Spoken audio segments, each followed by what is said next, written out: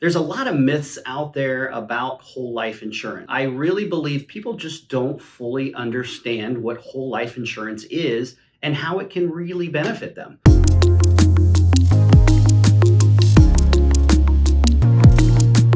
Hey everyone, this is Joe Overfield with IntelliPlane Financial. There's a lot of myths out there about whole life insurance. I find when I mention to somebody that, one of the services we provide is a whole life insurance policy, they look at me like I'm nuts. And I really believe people just don't fully understand what whole life insurance is and how it can really benefit them. So I'm going to share the 5 myths of dividend paying whole life insurance. Now, the first myth that I hear all the time is whole life is a bad investment. First of all, it's not an investment.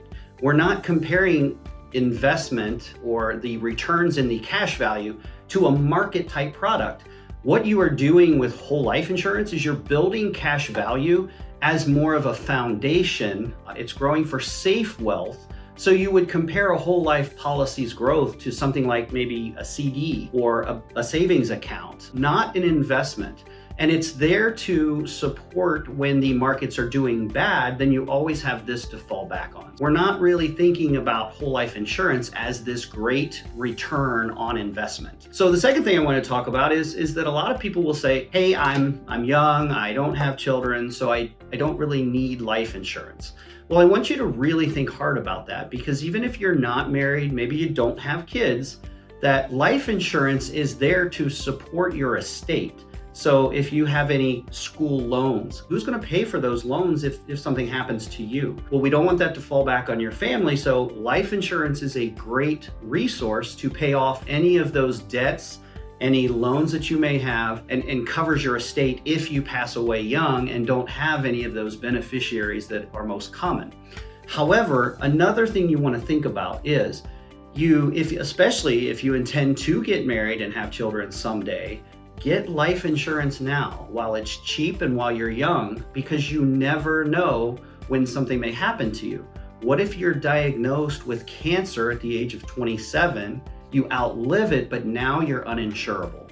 So it's always a great idea to have life insurance on yourself, so that way you would always have it. And you want to think about dividend paying whole life insurance, not term, because that can run out. And then now what do you do if you are uninsurable? Very important you think about that. Another thing I hear is dividend paying whole life insurance, it's too expensive. You're buying life insurance that's going to cover you for the rest of your life. So the answer is yes, it's much more expensive than term insurance. But think about what the return on your investment is, because term insurance is 99.9% not going to pay you. So every dollar you put into term is basically gone. With a whole life policy, why not pay a little bit more, but have that coverage for the rest of your life? Because it's not a matter of if it's going to pay, it's a matter of when it's going to pay. So your return is always much better with a dividend paying whole life insurance policy. Another thing I hear about is, well, isn't this only for the wealthy? Why does the wealthy use dividend paying whole life insurance?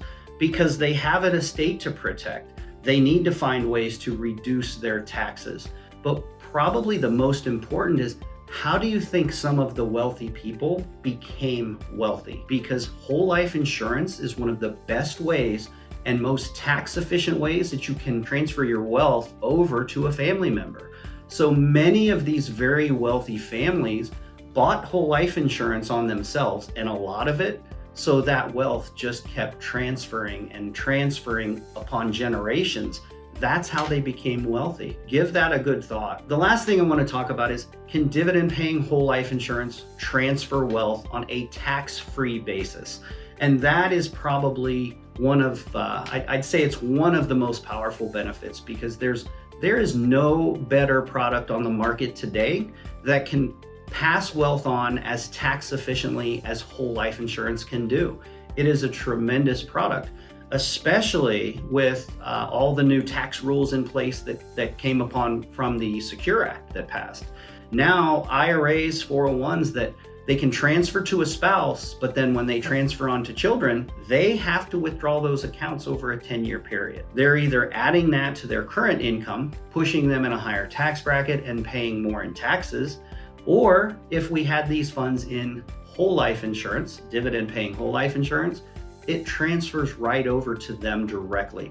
It bypasses probate, it is tax-free, and it's in their hands to use as they wish. And I know for a fact that pretty much everybody that's watching this video right now would rather their assets go to their family instead of the Internal Revenue Service. Just to real quickly summarize, whole life is not what you're going to hear from most financial professionals out there. It is a great tax efficient tool.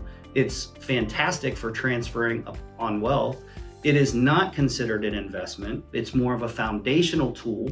And even if you're young, get it while you can. It's much cheaper and you're insurable. So appreciate you watching our video today. Hope I gave you some great information. Stop and see us at intelplainfinancial.com.